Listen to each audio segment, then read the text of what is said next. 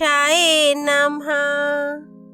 ओम श्री जगदम्बिकाय नमः। श्रीमद् देवी भागवत स्कंद 6 अध्याय 16 और 17। है वंशी क्षत्रियों द्वारा भृगुवंशी ब्राह्मणों का संहार। देवी की कृपा से एक भार्गव ब्राह्मणी की जांग से तेजस्वी बालक की उत्पत्ति। राजा जन्मेजय ने पूछा, पितामह, जिन्होंने ब्रह्म हत्या की बिल्कुल परवाह न करके भृगुवंशी ब्राह्मणों का वध कर दिया, उन क्षत्रियों में ऐसा वैरभाव क्यों उत्पन्न हो गया था? आदरणीय व्यक्ति अवश्य ही अकारण क्रोध कैसे कर सकते हैं? अतः इस वैर में कोई महान कारण होगा, अन्यथा पाप से डरने वाले ये शूरवीर क्षत्रिय निरपराधी पूजे ब्राह्मणों की हत्या करने में क्यों तत्पर होते? अतः उक्त घटना में क्या कारण है, सो बताने की कृपा कीजिए। सूत जी कहते हैं, इस प्रकार राजा जन्मेजय के पूछने पर सत्यवती नंदन व्यास जी परम प्रसन्न होकर कहने लगे। व्यास जी बोले, राजन, क्षत्रियों से संबंध रखने वाली यह परम प्राचीन एवं आश्चर्यजनक कथा सम्यक प्रकार से मुझे ज्ञात है। उसे कहता हूँ, सुनो। है वंश में एक राजा हो चुके हैं। उनका नाम कार्तवीर्य था। धर्म में सदा तत्पर रहने वाले उन बलशाली राजा के 1000 भुजाएं थी, अतः लोग उन्हें सहस्त्रा अर्जुन भी कहते थे। उन्होंने दत्तात्रेय जी से मंत्र की दीक्षा ली थी। उस समय वे भगवान विष्णु के अवतार माने जाते थे। भगवती जगदम्बा उन नरेश की इष्ट देवता थीं। वे परम सिद्ध, सब कुछ देने में समर्थ एवं भृगुवंशी ब्राह्मणों के यजमान थे। उन परम धार्मिक नरेश का अधिकतर समय दान करने में ही व्यतीत होता था। उन्होंने बहुत से यज्ञ करके अपनी प्रचुर संपत्ति ब्राह्मणों को बांट दी थी। उस समय राजा कार्तवीर्य के दान से वे भृगुवंशी ब्राह्मण बड़े धनी कहलाने लगे। घोड़े और रत्न आदि प्रचुर संपत्ति से जगत में उनकी अपार ख्याति हो गई। राजन, सहस्त्रा अर्जुन ने बहुत समय तक पृथ्वी पर राज्य किया। उनके स्वर्गवासी होने के पश्चात है वंशी क्षत्रिय बिल्कुल निर्धन हो गए। एक समय की बात है, उन क्षत्रियों को धन की विशेष आवश्यकता पड़ी। नरेंद्र, धन मांगने के विचार से वे उन भृगुवंशी ब्राह्मणों के पास गए। नम्रता पूर्वक उन्होंने ब्राह्मणों से बहुत से धन की याचना की, किंतु उन लोभी ब्राह्मणों ने कुछ भी धन नहीं दिया। वे बार बार यही कहते कि हमारे पास धन नहीं है। ये है वंशी क्षत्रिय हमें अवश्य भय पहुंचाएंगे। ये समझकर कितने ही ब्राह्मणों ने तो अपनी प्रचुर संपत्ति जमीन में गाड़ दी थी और बहुतों ने दूसरे ब्राह्मणों के यहाँ छिपाकर रख दी थी। यूं लोभ के कारण उन ब्राह्मणों का विचार नष्ट हो चुका था। अतएव अपने यजमानों को दुखी देखकर भी वे धन देने के लिए प्रस्तुत नहीं हुए। तदनंतर बहुत से है वंशी प्रधान क्षत्रिय जो धन के अभाव से महान कष्ट पा रहे थे, द्रव्य प्राप्ति के लिए भृगुवंशी ब्राह्मणों के आश्रमों पर पहुँचे। देखा, ब्राह्मण आश्रम छोड़कर चले गए थे। तब उन क्षत्रियों ने द्रव्य पाने के लिए वहाँ की जमीन को खोदना आरंभ कर दिया। इसी बीच किसी एक व्यक्ति की दृष्टि घर में गाड़े हुए धन पर पड़ गई। अब सबने धन देख लिया। जहाँ भी पता चलता वहीं जमीन खोदकर वे सारा धन ले लेते। धन के लोभ से उन क्षत्रियों ने पास पड़ोस के ब्राह्मणों के घर भी खोद डाले और वहाँ भी उन्हें संपत्ति हाथ लगी। बेचारे ब्राह्मण रोने गिड़गिड़ाने लगे। अंत में उन्होंने क्षत्रियों की अधीनता स्वीकार कर ली, क्योंकि उनके घर से प्रायः सभी धन निकल चुका था। यद्यपि वे ब्राह्मण शरण में चले गए थे, फिर भी क्रोधी क्षत्रियों द्वारा उन पर मार पड़ती रही। क्षत्रियगण बराबर उन पर बाण बरसाते रहे। तब भृगुवंशी ब्राह्मण भागकर पर्वतों की कंदराओं में चले गए। है वंशी क्षत्रिय वहां भी पहुंच गए। भृगु कुल का संहार करते हुए वे इस भूमंडल पर घूमने लगे। जहाँ कहीं भी भृगु के वंशज मिलते थे, उन्हें तीखे तीरों से मारकर मौत के मुख में डाल देना उनका प्रधान कर्तव्य बन गया था। वे हत्यारे क्षत्रिय पाप करने पर ही तुले हुए थे। उनके घृणित कर्म से जिन स्त्रियों का गर्भ नष्ट हो जाता था, वे बेचारी अत्यंत दुखी होकर कुररी पक्षी की भांति विलाप करने लगती थीं। तब तीर्थवासी अन्य मुनियों ने उन अभिमानी हाइयों से कहा, क्षत्रियो, तुम ब्राह्मणों पर इतना भयंकर क्रोध मत करो, ये बड़ा ही अनुचित कर्म है। तुम्हें ऐसा निंदे कर्म नहीं करना चाहिए, जो भृगु कुल की स्त्रियों के गर्भ का भी उच्छेद करने में तुम तत्पर हो गए हो। क्षत्रियो, जब पुण्य अथवा पाप उग्र और असीम हो जाता है, तब उसका फल इस जन्म में ही सामने आ जाता है। अतः कल्याणकामी पुरुष को ऐसा निंदित कर्म नहीं करना चाहिए। तब क्रोध में भरे हुए वे हेय संज्ञ क्षत्रिय उन परम दयालु मुनियों से कहने लगे, आप सब लोग साधु पुरुष हैं, ये पाप कर्म क्यों किए जाते हैं, इसका रहस्य आप नहीं जानते। हमारे पूर्वज बड़े महात्मा पुरुष थे, कूटनीति के विशेषज्ञ इन ब्राह्मणों ने उन्हें धोखे में डालकर सारा धन इस प्रकार छीन लिया, जैसे किसी पथिक की संपत्ति ठग छीन ले। बगुले के समान स्वभाव वाले ये ब्राह्मण महान दंभी हैं। कार्यवश हमने प्रार्थना पूर्वक इनसे धन मांगा, किंतु इन्होंने देना स्वीकार नहीं किया। हम इनके यजमान हैं, हम महान कष्ट भोग रहे थे, ये बात इनसे छिपी नहीं थी। हमने थोड़े से पैसे तक मांगे, किंतु उनके मुख से बार बार यही निकलता रहा कि हमारे पास कुछ भी नहीं है। धन पास रहने पर भी हमारी प्रार्थना को इन्होंने बिल्कुल ठुकरा दिया। महाराज कार्तवीर्य ने जब इन्हें अपनी संपत्ति सौंप दी, तब किस प्रयोजन से ये उस धन की इतनी सार संभाल करते रहे। न इन्होंने कोई यज्ञ किया और न याचक ही मांगने पर इनसे कुछ पा सके। ब्राह्मणों का तो कर्तव्य यही है कि कभी किसी प्रकार भी धन का संचय ना करें, विधि पूर्वक यज्ञ करें, दान दें तथा सुख सुविधा के लिए खाने पीने में व्यय करें। विप्रो, ऐसा बताया गया है कि धन रहने पर राजा, चोर, अग्नि और धूर्तों द्वारा महान भय उपस्थित हुआ करता है। जिस किसी प्रकार से भी धन अपने रक्षक को त्याग ही देना चाहता है, अथवा धन का संग्रह करने वाला व्यक्ति स्वयं मरकर उससे अलग हो कठिन दुर्गति भोगता है। इन सभी नियमों से परिचित रहने पर भी हमारे ये पुरोहित लोभ के कारण संशयग्रस्त रहे। दान, भोग और नाश, इस प्रकार धन की 3 गतियां हैं। पुण्यात्मा पुरुषों का धन दान और भोग में खर्च होता है, तथा पापी यूं ही अपनी संपत्ति से वंचित हो जाते हैं। जो कृपण मानव ना तो धन दान करता, न खाने पीने में खर्च करता, केवल संचय किए रहता है, उसे महान क्लेश भोगने पड़ते हैं। राजा को चाहिए कि उसे भली भांति दंड दे। इसीलिए गुरु कहलाने वाले इन अधम ब्राह्मणों को मारने के लिए हम प्रस्तुत हुए हैं। ये बड़े ही धूर्त हैं, आप महात्मा पुरुष हैं, इस विषय में क्रोध ना करें। व्यास जी कहते हैं, इस प्रकार सहेतुक वचन कहकर मुनियों को आश्वासन देने के पश्चात उन हेय संज्ञक ऋषियों ने अपना कुकार्य चालू रखा। धन के लोभी उन क्षत्रियों ने ब्राह्मणों को बहुत सताया। मनमाना पाप कर्म करने वाले वे दुष्ट ब्राह्मणों का संहार करने में सफल प्रयास हो गए। मनुष्यों के अंतःकरण में रहने वाला लोभ ही महान शत्रु है। इसे संपूर्ण दुखों की खान कहा गया है। यह दुखदायी लोभ प्राण का वियोग भी करा देता है। संपूर्ण पापों की जड़ यह लोभ ही है। लोभ में पड़कर मानव तीनों वर्णों का निरंतर शत्रु बना रहता है। इसी के कारण उसे संपूर्ण दुख भोगने पड़ते हैं। मानव लोभ से अपने सदाचार और कुल धर्म का त्याग कर देते हैं।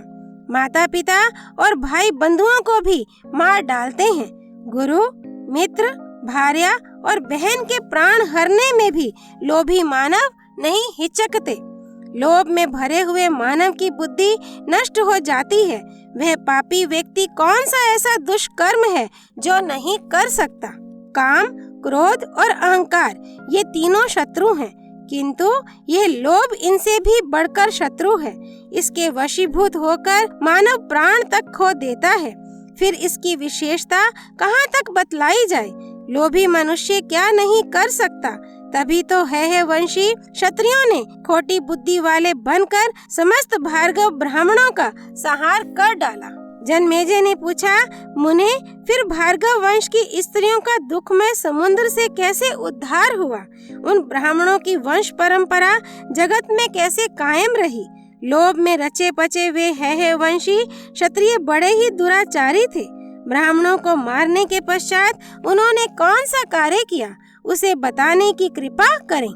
व्यास जी कहते हैं, राजन सुनो, जब है वंशी क्षत्रिय भार्गव वंश की स्त्रियों को अपार पीड़ा पहुंचाने लगे, तब वे भय के कारण अत्यंत घबराकर जीवन से निराश हो हिमालय पर्वत पर चली गईं। वहीं नदी के तट पर उन्होंने मिट्टी की गौरी बनाकर स्थापित की और निराहार रहकर उपासना करने लगी।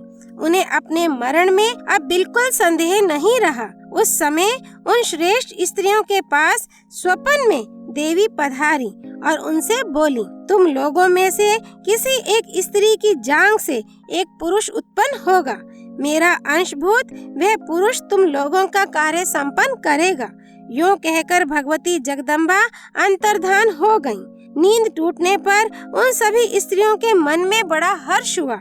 उनमें से किसी एक चतुर स्त्री ने गर्भ धारण किया। उसका हृदय भी भय से वंचित ना था। वंश वृद्धि के लिए वे वहां से भाग चली। क्षत्रियों ने उसे भागते देख लिया। जब उन्होंने देखा कि तेज से इस ब्राह्मणी का मुखमंडल चमक रहा है, तब वे उसके पीछे दौड़ पड़े और कहने लगे, बहुत शीघ्र इस नारी को पकड़ो और मार डालो, क्योंकि गर्भ धारण करके ये यहाँ से भागी जा रही है। इस प्रकार कहते हुए हाथ में तलवार लेकर वे उस स्त्री के निकट पहुँच गए। भय से अत्यंत घबराई हुई वह स्त्री सामने आए हुए उन क्षत्रियों को देखकर रोने लगी। गर्भ में रहने वाले बालक ने सुना, माता रो रही है, इसकी अवस्था बड़ी ही दयनीय है, कोई भी इसका रक्षक नहीं है, ये बिल्कुल निराधार है। क्षत्रियों से संतप्त होने के कारण इसके नेत्र जल की धारा बहा रहे हैं। जान पड़ता है मानो गर्भवती हिरनी सिंह के पंजे में पड़ गई हो। यूं आंखों में आंसू भरकर कांपती हुई माता को देखकर गर्भ स्थित बालक के क्रोध की सीमा नहीं रही। वह जांघ चीरकर तुरंत बाहर निकल आया, मानो कोई दूसरा सूर्य ही प्रकट हो गया हो। उस मनोहर बालक ने अपने तेज से तुरंत ही क्षत्रियों के नेत्र की ज्योति हर ली। उस बालक की ओर देखते ही वे सब के सब क्षत्रिय अंधे जैसे हो गए।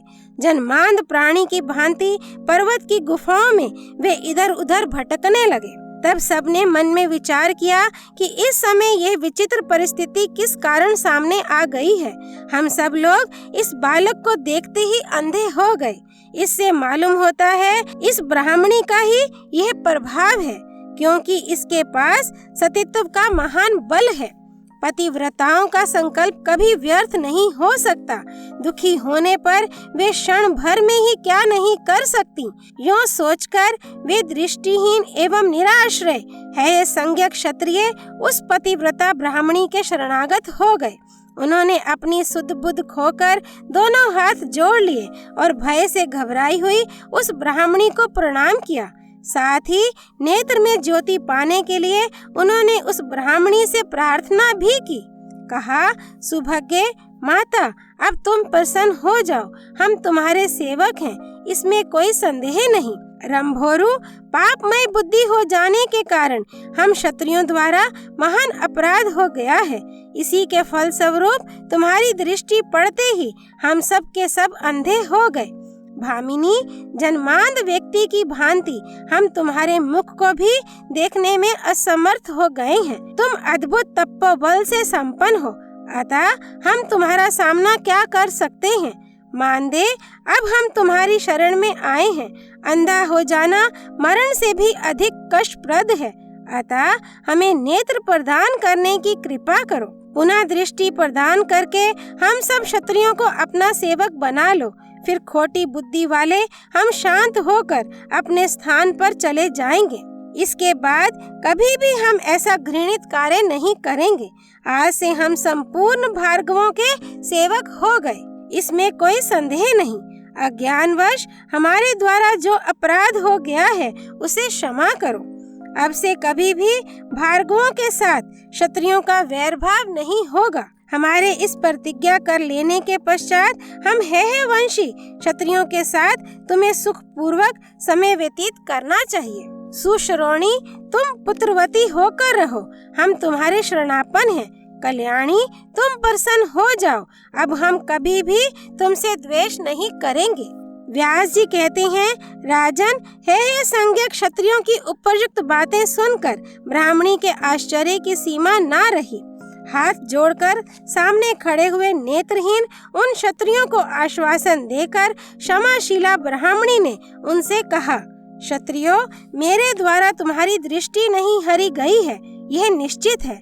मैं तुम पर कुपित भी नहीं हूँ, इसका वास्तविक कारण बता रही हूँ।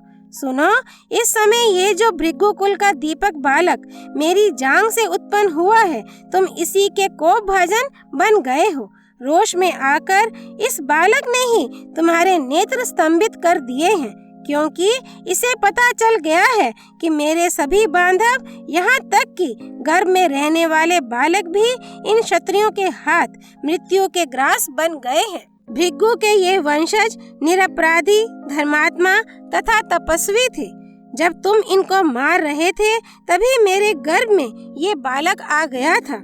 इसे 100 वर्षों से मैं अपने गर्भ में धारण किए रही हूँ। इसने 6 अंगों सहित संपूर्ण वेदों का अध्ययन बड़ी सुगमता से कर लिया है। भृगु वंश का उत्थान करने के लिए प्रकट हुआ ये बालक गर्भ में ही सुशिक्षित हो चुका है। यही पितरों के वध से कुपित होकर तुम्हें मारने के लिए उत्सुक है। मेरा ये पुत्र भगवती जगदम्बा की कृपा से उत्पन्न हुआ है। इसी के दिव्य तेज से तुम्हारी आंखें देखने में असमर्थ हो गई हैं। अतएव तुम लोग मेरे इस पुत्र से ही बड़ी नम्रता के साथ नेत्र पाने की प्रार्थना करो। प्रार्थना करने पर यदि मेरा यह बालक प्रसन्न हो गया तो तुम्हें नेत्र ज्योति अवश्य ही प्राप्त हो जाएगी। व्यास जी कहते हैं, राजन, वह बालक एक श्रेष्ठ मुनि के रूप में विराजमान था। ब्राह्मणी की बात सुनकर हेहे संज्ञक क्षत्रियों ने उसके चरणों में मस्तक झुका दिया और बड़ी नम्रता के साथ नेत्रों में ज्योति पाने के लिए वे प्रार्थना करने लगे।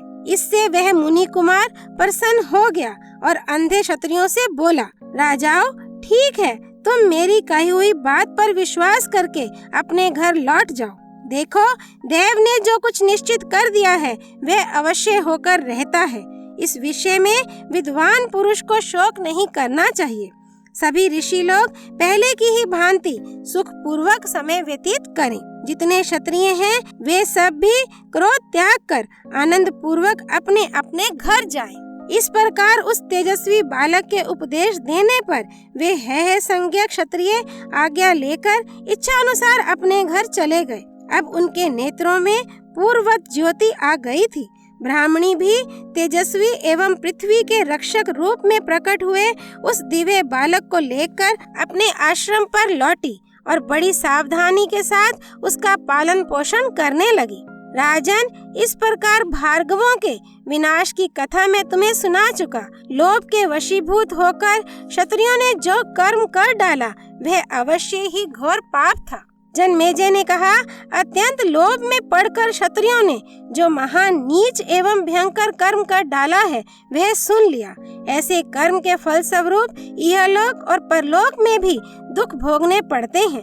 सत्यवती नंदन व्यास जी, इस विषय में मैं आपसे पूछना चाहता हूँ कि ये जो हेहे संज्ञक क्षत्रिय थे सो जगत में इस नाम से क्यों विख्यात हुए? जैसे यदु से यादवों की तथा भरत से भारतों की प्रसिद्धि हुई है, वैसे ही कोई हेहे भी राजा रहे होंगे जिनके वंश में उत्पन्न होने से ये हेहे कहलाते हैं। करुणानिधे, उन हेयों की उत्पत्ति कैसे हुई और किस कर्म के प्रभाव से उनका यह नाम पड़ा, इसका कारण मैं सुनना चाहता हूँ। अध्याय 16 और 17 संपूर्ण। माँ भगवती जगदम्बिका की जय। श्री भगवती देवी अर्पणमस्तु।